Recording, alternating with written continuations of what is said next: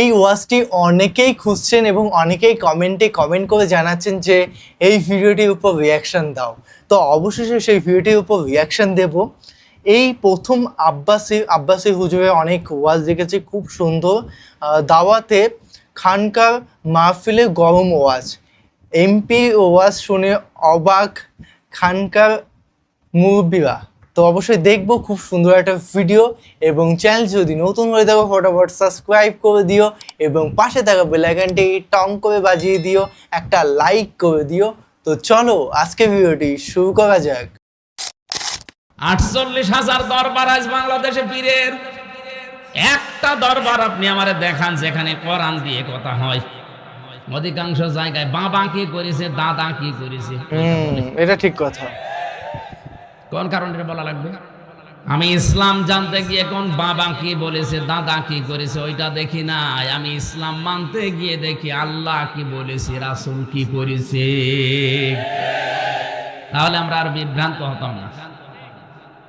কোন বাবা আকাশ দিয়ে উড়ে গেছে, তোর কি দরকার? তুই আকাশ দিয়ে উঠতে পারিস কিনা ওটা বল। বাবা উড়ে গেছে ওইটা নিয়ে ওয়াও। পাবনা এক জায়গায় ওয়াজ করছিল আমার আগে একজন আমার ভাইরা। আমার যে পীর আছে এত বড় আল্লাহর ওলি, প্রতিদিন 30টা করে পান খায়, প্রতি পানে হাকিমপুরি জর্দা খায়। বলেন সুবহানাল্লাহ। সুবহানাল্লাহ বলছে। আমি বললাম হাকিমপুরি জর্দায় যদি সুবহানাল্লাহ হইতে নাউজুবিল্লাহ হবে কোন জর্দায়?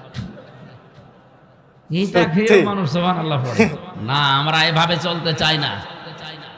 কোন জায়গায় কথা শুনলে আগে কোরআন দিয়ে কথা শুনতে হবে, তাহলে সে কথায় ভেজালের সম্ভাবনা। যালিকাল কিতাবু লা রাইবা ফি, এমন একটা কিতাব আল্লাহ দিয়েছেন যে কিতাবে সন্দেহ তো দূরের কথা লেশ মাত্র নেই। কথা বুঝতেছে? এখানে গুরুত্বপূর্ণ একটা তথ্য আছে। এখানে আলেম নেই। ও আলেম কোনটা? হ্যাঁ, আমি একটা শব্দ বলবো এবার, ভালো করে খেয়াল করেন। এই যে জালিকাল কিতাব, কিতাবের আগে আলিফ লাম দেওয়া, এটা খেলা করার জন্য দিয়েছে। কোরআনের প্রতিটি শব্দ কিন্তু গবেষণামূলক। আমি তাফসীর পড়তে গিয়ে দেখেছি আলিফ লাম কেন আল্লাহ দিলেন। ফিজিলালিল কোরআনে মুফাসসির লিখেছেন এই পৃথিবীতে কিতাব মাত্র একটা, তার নাম কোরআন। আর যা আছে দুনিয়াতে সব কোরআনের ব্যাখ্যা। কথা বুঝতেছেন? একদম। কোরআনের আগে আলিফ লাম দিয়েছেন আল্লাহ, কিতাবের আগে নির্দিষ্ট করে দিলেন এই জন্যে যে হেদায়েত দেওয়ার মতো কিতাব এই পৃথিবীতে একটা এখন আছে, তার নাম কোরআন। কোরআন যদি কাউকে হেদায়েত দিতে না পারে, পথ দেখাতে না পারে, বুঝতে হবে ওর কপালে হেদায়েত নেই। তাফসীরে মুফাসসির বলেন কোরআন যেখানে নেই, আয়াতের ব্যাখ্যায় আমি হাদিস পেয়েছি, মানিত্তাবাআল হুদা বিগাইরিল কোরআন আদাল্লাহুল্লাহ। তিরমিজি শরীফের হাদিস। কোন মানুষ যদি কোরআন বাদ দিয়ে পৃথিবীর কোন জায়গায় হেদায়েত পাওয়ার জন্য যায়, ওর নিয়ত ভালো ছিল যে আমি ভালো হওয়ার জন্য যাচ্ছি, কিন্তু কোরআন সেখানে ছিল না, এজন্য আল্লাহ নিজে দায়িত্ব নিয়ে তাকে গোমরা বানিয়ে দেয়।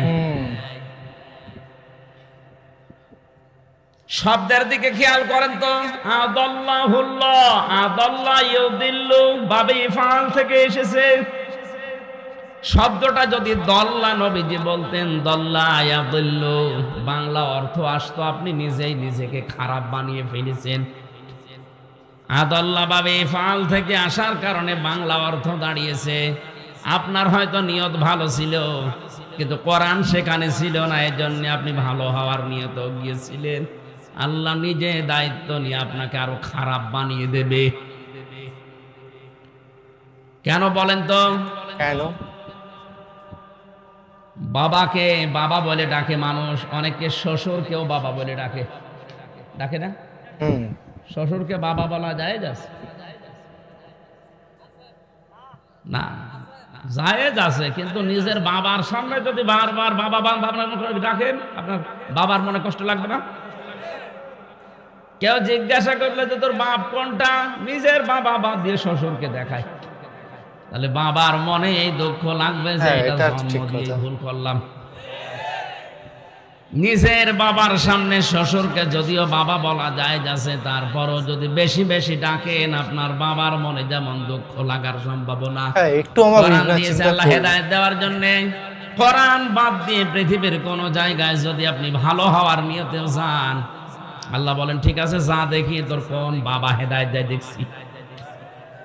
এই জন্য দেখতে পাই আজ 48,000 দরবার থেকে হেদায়েতের কিছু পাওয়া যায় না, কারণ কোরআন সেখানে চলে না, ওর বাবার নিয়ম চলে। আমি আপনাকে ওখানে যেতে নিষেধ করছি না, যাবেন ওই জায়গায় যেখানে কোরআন পাওয়া যায়, কোরআনের কর্মসূচি চলে। আপনি সত্যি বুকে হাত দিয়ে বলতে পারবেন একটা দরবারের নাম যে এই দরবারে কোরআনের কর্মসূচি চলে, বাবার নিয়ম নীতি চলে না? দেখান, আমি সেখানে যাব। নেই। ওখানে গেলে আগে জিকির ধরে দেয়, হু হু করবি। এটা জিকির, জিকিরের নাম জিকির। জিকিরের শব্দ 4টা, স্পষ্ট হাদিস। সুবহানাল্লাহ, আলহামদুলিল্লাহ, লা ইলাহা ইল্লাল্লাহ, আল্লাহু আকবার। জিকির যদি করতে চান এটা ইবাদত, এই 4টা শব্দ দিয়ে করবেন। এক কথা বলছেন না কেন? আর জিকির কিভাবে করবেন ওই নিয়ম আল্লাহ কোরআনে দিয়েছেন যে এইভাবে করো। আযকুর রাব্বাকা ফি নাফসিকা তাদাররুআ ওয়া খিফাতা ওয়া দুনাল জাহরি মিনাল কওলি ইলা আখিরি আয়া। সূরা আরাফ 9 নম্বর পারা 15 নম্বর পৃষ্ঠা 13 নম্বর লাইনের 104 নম্বর আয়াতে আছে। প্রথম অংশে পাবেন তাফসীরে ইবনে কাসির। আল্লাহ পাক বলেন আমাকে ডাকবা মনে মনে। কিভাবে? মনে মনে। 1 নাম্বার পদ্ধতি এটা মনে মনে। 2 নম্বরে আবেগ জড়িত কণ্ঠে, কান্না জড়িত কণ্ঠে। 3 নম্বরে গোপনে গোপনে। 4 নম্বরে আওয়াজ বাদ দিয়ে। এই 4টা শব্দ বুঝেছেন কিনা বলেন? একদম। আল্লাহকে ডাকার পদ্ধতি আল্লাহ নিজে শেখালেন। উযকুরুল্লাহ, তোমরা জিকির করো আল্লাহর, কামা আল্লামাকুম, যেমন ভাবে আল্লাহ তোমাদের শিখিয়েছেন। তা আল্লাহ শিখিয়েছেন কয় পদ্ধতি? আরো জোরে বলেন বলেন। 1 নম্বরে মনে মনে, 2 নম্বরে কান্না জড়িত কণ্ঠে, কথা বুঝতেছে? 3 নম্বরে গোপনে, 4 নম্বরে উচ্চ আওয়াজ বাদ দিয়ে। বুঝতে পেরেছি। এবার বলেন তো আজ দরবার গুলোতে যে জিকির চলছে এই সিস্টেমে আছে? বিশেষ করে আমার তাহেরি ভাই যে জিকির করে, কি জিকির গো! জিকিরের তালে তালে নাচতেছে, অনেকে ওর সাথেও নাচে। আর এত জোরে জোরে কেন? কি দরকার আপনাকে? সাহাবী পাহাড়ে উঠছিলেন, জোরে জোরে ডাকছিলেন সুবহানাল্লাহ, আলহামদুলিল্লাহ। নবীজি বললেন কি এত জোরে ডাক দাও, আল্লাহ কি কালা নাকি? আল্লাহকে শুনতে পাবে না? আমি কিন্তু ফরজ নিয়মটা বললাম, এখন যদি কারো গায়ে লাগে এই হাদিস তাহলে বাদ দিয়ে দেই। আপনি জিকির করবেন কয়টা শব্দ দিয়ে, কয়টা নিয়মে, এর বাইরে ইসলাম নেই। যদি কেউ বাইরে কোনো কিছু বানায় সেটা বেদাত। এর বাইরে যদি কোনো কিছু দিয়ে বলে যে এটাও জিকির, হু হু এটাও, আপনি নবীজির জীবনে দেখাতে পারবেন যে এভাবে নবী জিকির করেছে? নবীর চাইতে আপনি ইসলাম বেশি বোঝেন, আশা করছে আপনি অন্যদিকে যাবেন না। বেদাত যারা আবিষ্কার করে তাদের সালাম দেওয়াও নিষেধ। এত কঠিন কথা, কোন নামাজ পড়ে না এরকম মানুষকে সালাম দেওয়া যায় না? যায়। রোজা রাখে না, সালাম দেওয়া যায় না? অথচ বেদাত যারা করে তাদেরকে সালাম দেওয়া পর্যন্ত নিষেধ। কত রাগ নবীজির তাদের উপরে। অথচ বাংলাদেশ, ভারত আর পাকিস্তানে সবচাইতে বেশি বেদাত চলে। আসল ইসলাম নেই, নকল ইসলাম ভরে গেছে। কিন্তু অনেক ডিপলি কথা বলছেন বিষয়টা। একটাই কারণ, আমরা কোরআনের কথা শুনি না। এখানে যারা বসে আছে, সামনে রমজান মাস, এটা রমজানের কোরআন নাজিলের মাস, আর একদিন মাত্র আছে মাঝে। কত মানুষ এখানে বসে আছে, কোরআনে কারিম পড়া তো দূরের কথা, কোনোদিন ছুঁয়েও দেখে না যে এটা আল্লাহর কি চিঠি আল্লাহ পাঠিয়েছে। না, হচ্ছে না ভাই। আপনাদের একটা অপশন দিলাম আজকে, রমজান মাসের 30 দিনে শুধু আরবিটা না, আমি বাংলা পর্যন্ত শেষ করব, এই সিদ্ধান্ত নিয়ে আপনি সময় বের করেন। যদি একটা মাসের ভেতরে, আমি তো জেলখানায় 3 বছরে প্রায় 150 বারের উপরে শেষ করলাম। আর বাংলাটায় পড়েছি প্রায় 75 বারের উপরে। আমার তো আয়নার মতো হয়েছে, আপনার হয়তো ওইভাবে হবে না একবারে, তাও তো একবার শেষ করেন। ওরা রমজানের পরে দেখবেন আপনাকে দিয়ে কেউ বেদাত আর শিরিক করাতে পারবে না। এটা ঔষধ, এটা একবার শেষ করে দেখেন। কেউ শিরিকের কথা বেদাতের কথা বললে আপনি এই ধরে ফেলবেন ডাক্তার দিয়ে। এই এটা তো মেলে না, আপনি জিকির করছেন মেলে না, দান করছেন তাও মেলে না। অনেকে দান করার পর আবার ফোঁটা দিয়ে ফেলে। আপনার দান না করাই ভালো ছিল। তাহলে এই ঔষধ কোথায় আছে বলেন তো, আরো জোরে। তাহলে রমজান মাস কোরআন নাজিলের মাস, এ মাসে এটা শেখার জন্য সিদ্ধান্ত নেওয়া লাগবে। আপনি সিদ্ধান্ত নেন, যদি নাও পারেন, যদি অবস্থায় মারা যান, আপনি তালবে ইলম হয়ে মরবেন। আর তালবে ইলমদের জন্য একটা সুসংবাদ, কেউ যদি তালেবে ইলম হয়ে মরতে পারে, ওর মরণের পরে কোনো হিসাব নেই। তালেবে ইলম শুধু 5 বছর 7 বছর বয়সে হয় না, এ মুরব্বী মানুষ হবে, অসুবিধা নেই। কোরআন শেখার জন্য সে যখন থেকে শুরু করবে ওই অবস্থায় তালবে ইলম। সুবহানাল্লাহ বলতে পারেন না? এটা যেন রমজান মাসে আপনারা এলাকায় মসজিদে মসজিদে আরম্ভ করেন। আমি যদি সুযোগ পাই কোনো জায়গায় হঠাৎ করে একদিন এসে খোঁজ নেব ইনশাআল্লাহ। এখন থেকে সিদ্ধান্ত নেওয়া লাগবে, কোরআন যেখানে নেই ওখানে গেলে যে আল্লাহ আমাকে খারাপ বানিয়ে দেবে। সুতরাং সেই দরবারে কোরআন নেই, ওই দরবার যদি আমার বাবাও তৈরি করে, আমি ওই দরবারে যাব না। রাজি আছেন? যে দলে কোরআন নেই, ওই দল যদি আমার বাবাও প্রতিষ্ঠা করে, ও দলে আমি নেই। এটা শুধু সামিয়ানার নিচে না, মানে আপনি এটা মানতে পারবেন তো, যে কোরআন যেখানে নেই, সে পীরের দরবার হোক, কোন দল হোক, আমি সেখানে নেই। কারণ ওখানে থাকলে আমাকে গমরা বানিয়ে দেবে কে? না আমির হামজা বানাবে না, বানাবে সরাসরি কে? এজন্য আজ হাজারো দরবারে মানুষ ভালো হওয়ার নিয়তে যায়, কিন্তু খারাপ হয় বেশি। এর প্রমাণ আমার লালনের মাজার কুষ্টিয়ায়। এই নারায়ণগঞ্জ থেকেও কত মানুষ ভালো হওয়ার নিয়তে যাচ্ছে, যে আল্লাহর ওলি শুয়ে আছে। অথচ সারা দেশ গছিয়েছে, কয় মন গাঁজা না পাবেন, তার সাথে বেশি গাঁজা ওখানে পাবেন। লালনের ভক্ত জেলখানায় দেখলাম কাশিমপুরে, ও ভক্ত কি করবে, গাঁজা খাওয়ার জন্য পুলিশ ওরে ধরে দিয়েছে জেলে। ও বেটা ভেতরে এসে বারান্দায় গাছ লাগিয়েছে। কি নেশা বলেন তো, ওরে পুলিশে ধরে দিয়েছে গাঁজা খাই, এই জন্য ও এসে গাঁজার গাছ লাগিয়ে জেলারে বলছে বেটা, ওর পর থেকে বারান্দায় কিছু রাখা ওর জন্য নিষেধ। এখন আর কিছু রাখতে দেয় না বারান্দায়। আগে কিছু মানুষ গাছ মাছ লাগাইতো, ওই যে ঝাল গাছ, ফলের গাছ মাছ, এখনো গাজার গাছ লাগিয়ে পুরা বদনাম করে ফেলিস। আমি শুধু হাসির জন্য বলি না, আজকে থেকে যদি এই সিদ্ধান্ত নিয়ে রমজানের একদিন আগে আপনি যদি বলতে পারেন যে কোরআন যেখানে নেই আমি ওখানে যাব না, তাহলে আমার আর ওয়াজ করার দরকার নেই। আপনি কথার ওজন টের পাননি এখনো? যারা টের পেয়েছে মুখ খুলছে না। সিদ্ধান্ত সত্যিই কি নিতে পারবেন না? লোক দেখানোর জন্য বললেন না, আপনি পারবেন না। কারা পারবেন দেখি হাত তোলেন তো। ওয়াজ হয়ে গেছে, আমি মোনাজাত করে দিলাম। না মানে কোরআন যেখানে নেই ওখানে যাবেন না, তাহলে এদেশে আর কিছু থাকে? দড়ি ছাড়া বেঁধে ফেলেছি, দড়িও লাগে নাই বাঁধতে। নবীজি বলেন আমান আমিলা বিহি উজরা, যারা কোরআনের আমল করবে আল্লাহ নিজে তাদেরকে পুরস্কার দান করবেন। কোরআনে 500 আমল আছে, কয়টা? এর ভেতরে যে কালকের দিন পরে যেটা শুরু হবে এটা কোরআনের আমল। নাম কি? সিয়াম বা রোজা।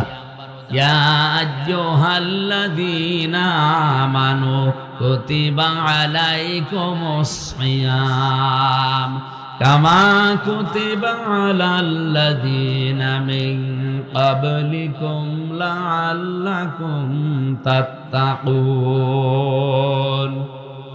সূরা বাকারার ভেতরে আল্লাহ জানিয়েছেন ঈমানের দাবি করো। আমাদের ঈমানের দাবি আছে না নেই? আমরা ঈমানদার না বেঈমান? ঈমান যদি থাকে তাদের উপরে আমি লিখে দিলাম কতিবা দিয়েছেন আল্লাহ। অন্যান্য ফরজ ইবাদতের ক্ষেত্রে যেমন ফারাজা দেওয়া, আল্লাহ এখানে কতিবা দিয়েছেন, লিখে সই স্বাক্ষর করে দলিল করে দিলাম। এই যে জমিনটা এখানে পড়ে আছে, এটা যদি মিজান সাহেব বলে আমি মসজিদে দিয়ে দিলাম, ওনার মুখের কথার কোনো দাম আছে? উনি যদি এটা দলিল করে সই স্বাক্ষর করে মসজিদ কমিটিকে দেয়, এই জমির দাম আছে না? আল্লাহ বলেন রোজার বিধানটা আমি কিন্তু মুখে মুখে বলে দেইনি, এটা আমি লিখে দিয়েছি। কুতিবা আলাইকুমুস সিয়াম, এটা আমি লিখে দিলাম তোমাদের উপরে রোজা। কামা কুতিবা আলাল্লাযিনা মিন ক্বাবলিকুম, যেমন তোমাদের পূর্বে এটা লিখে দিয়েছিলাম। তাহলে রোজার এই বিধান, সিয়ামের এই বিধান শুধু আমাদের না, আমাদের পূর্বে যত জাতি আল্লাহ পাঠিয়েছেন প্রতিটি নবীর শরীয়তে এটা ছিল। এই কথা বলুন, অনেক দামি জিনিস এটা। কেউ যদি রোজা রাখতে পারে রোজার মতো, আল্লাহর নবী বলেন কিয়ামতে আল্লাহ জান্নাতে যাওয়ার জন্য যত গেট বানিয়েছে তার ভেতরে রাইয়ান নামে একটা গেট আলাদা, ওখানে সবাইকে প্রবেশ করতে দেবে না, শুধু সিআইপি ভিআইপি যারা, এই ভিআইপি সিআইপির ভেতরে তারা হবে ওই গেটের মালিক যারা রোজা রেখেছিল। ফামান শাহিদা মিনকুমুশ শাহরা ফালিয়াসুমহু, তোমাদের ভেতরে কেউ যদি রমজান মাস পায় সে যেন অবশ্যই রোজা রাখে। আর একটা দিন পরে যেহেতু এটা আসছে, নবীজি রমজানের প্রস্তুতি নিতেন 6 মাস আগে থেকে, আর আমরা মাত্র একটা দিন পাচ্ছি সামনে। সুতরাং এখন থেকেই প্রস্তুতি নেওয়া দরকার যেন 30টা রোজা আমার জীবন থেকে না সরে যায়। যত কষ্ট হোক আমি রোজা রাখবো। রোজাদারের মুখের দুর্গন্ধ পর্যন্ত আল্লাহর কাছে মেশক আম্বরের চাইতেও বেশি প্রিয় মনে হয়। নবীজি বলেন যারা রোজা রাখে তাদের জন্য 2টা খুশির সময় আছে। একটা হচ্ছে যখন সেই লোকটা ইফতারি করে, একটা রোজা রেখে ইফতারি করার ভেতরে একটা আনন্দ আলাদা, আর রোজা না রেখে ইফতারি অনেকে করে, এর ভেতরে একটা চোর চোর ভাব আছে। অনেকে মনে করে যে রোজা রাখি না একটা ফরজ লঙ্ঘন, আবার ইফতারিও করবো না ডবল গুনাহগার হব, খাই। আরে ভাই ইফতারি তো আপনার জন্য না, ইফতারি ওই লোকটার জন্য আনন্দের। আল্লাহ তার ভেতরে আনন্দ রেখেছেন যে লোকটা সারাদিন হক আদায় করে রোজা রাখতে পেরেছে। ফিতরির অর্থ 2টা, একটা ইফতারি আর একটা যখন মানুষ 30টা রোজা রাখার পরে ঈদুল ফিতরের নামাজ আদায় করে বাড়িতে আসে ঈদগাহ থেকে, নবীজি বলেন ওই লোকটাকে যেন তার মা কেবল প্রসব করেছে। পেছনের অপরাধ একেবারে আল্লাহ নিশ্চিহ্ন করে দেয়। রমদন শব্দ থেকে, যেহেতু এটা যে রমজান, রমদন থেকে এটা জ্বালিয়ে দেওয়া, পুড়িয়ে দেওয়া, নিঃশেষ করে দেওয়া, শেষ করে ফেলা।